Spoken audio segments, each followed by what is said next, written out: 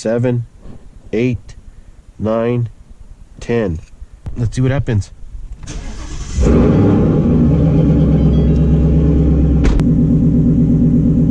All right, it's running.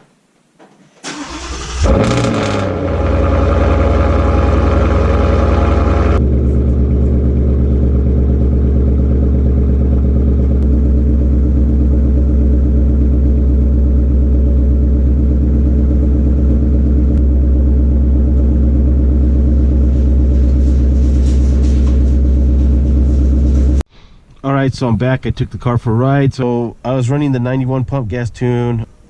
I'm going to send the logs back to Lund. It felt good. Everything seemed okay. The car didn't do nothing crazy, no codes. So hopefully they'll revise that tune, or maybe it'll be good to go as is. However, time to move on since E85 is now in the tank.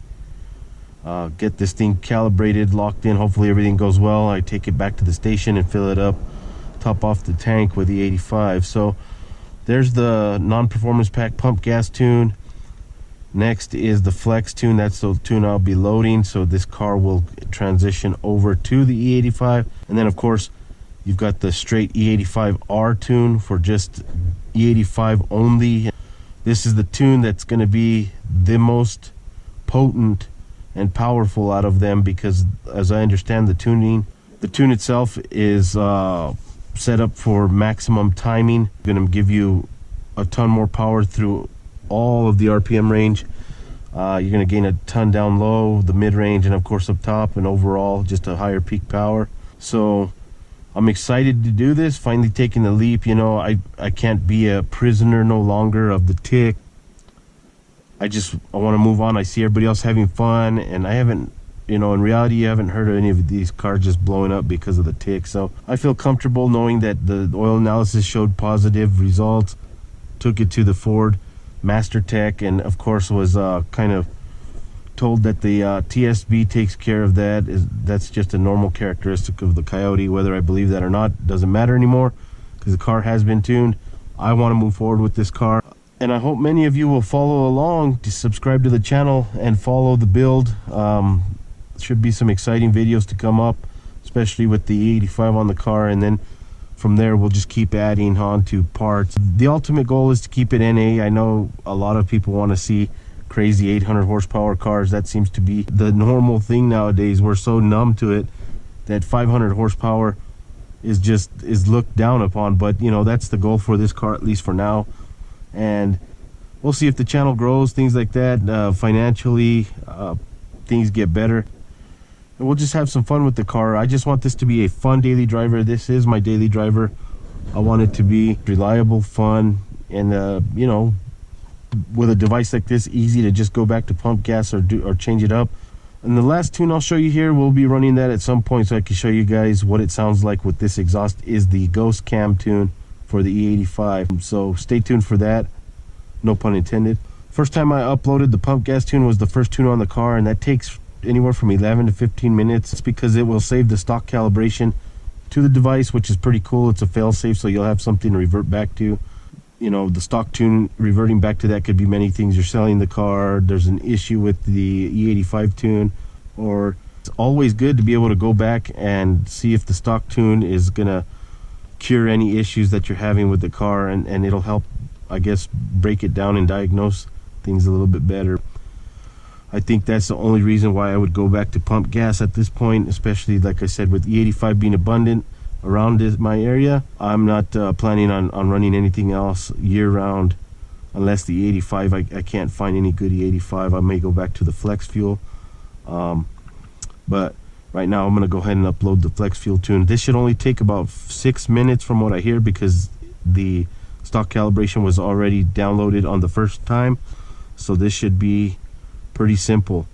Flex, yes, flash this tune, loading tune. Okay, here we go.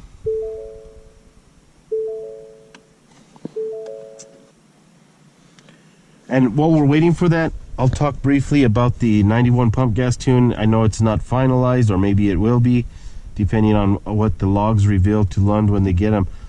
I did notice that there is a good jump in power in the mid-range. and the low end. I mean, it feels more like I'm in sport mode even though I'm not. And of course sport is even more aggressive and things like that. So I mean, from what I've seen, the cars on average on a pump gas tune gain anywhere from 12 to 20 horsepower depending on the bolt-ons and mods that you have going on. I would say that this was easily probably 12 to 15 wheel horsepower and a ton more torque and power down low in the mid-range. And of course the rev limiter is raised up a little bit so you can shift at a higher RPM. And shift pressures are manipulated, so I mean, I can't tell you exactly what's going on. That's what I understand from it. But overall, I would say that if you do not want to convert to full E85 for whatever reason, or you can't, you don't have any in your area or anywhere nearby, I would still say that the 91 tune is worth it, because you know, you can add power by putting an intake, headers, free-flowing exhaust, and then obviously the tune, which will maximize all of those bolt-ons for the maximum power gain. And you will feel it, you will notice a difference. You'll easily outrun a stock car. I'm not going to say you'll blow away a stock car, but I think you'll outrun it pretty good just with the 91 pump gas tune versus obviously the stock tune. Overall, the 91, the pump gas tune was worth it. I mean, it's great that Lund, for, you know, just under $800, you get the device, you get the tunes, you get the pump gas tune, the flex fuel tune, the E85R tune, and then of course it's optional whether or not you want the ghost cam. If it's there, why not at least have that on hand in case you want to use it at some point, rather than having to pay for it later. Tune installed successfully. Turn the key off for 10 seconds and then start the vehicle. Okay, here we go.